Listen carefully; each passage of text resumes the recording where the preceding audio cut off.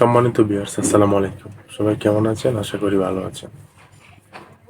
দর্শক, আজকে আমরা খুবই একটি গুরুত্বপূর্ণ বিষয় নিয়ে আলোচনা করতে যাচ্ছি। বিষয়টি হলো পশুর বাদলা রোগ বা ব্ল্যাক কোয়ার্টার রোগ।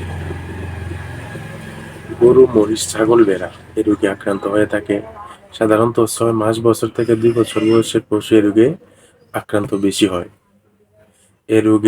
এ রোগ বর্ষাকালে বেশি হয়ে থাকে। হ্যাঁ, এসব বাদলা বা ব্ল্যাক কোয়ার্টার রোগের কারণ বাদলা বা ব্ল্যাক কোয়ার্টার রোগের কারণ হলো ব্যাকটেরিয়া।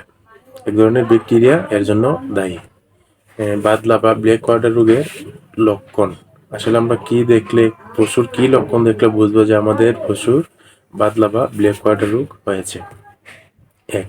আক্রান্ত স্থানে মাংসপেশি ফুলে যায় এবং কালো বর্ণ ধারণ করে। ফুলা জায়গায় আঙ্গুলের চাপ দিলে ফসফস শব্দ করে এবং পশু কুড়িয়ে হাঁটে, পেটে সামান্য গ্যাস হয়। প্রতিরোধ ব্যবস্থা,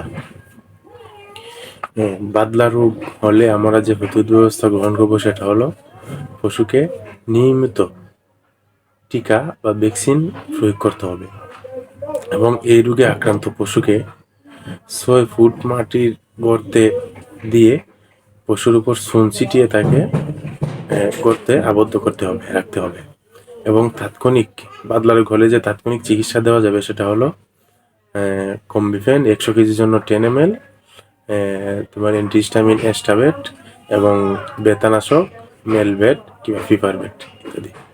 ধন্যবাদ, সবাই ভালো থাকবেন। আসসালামু আলাইকুম।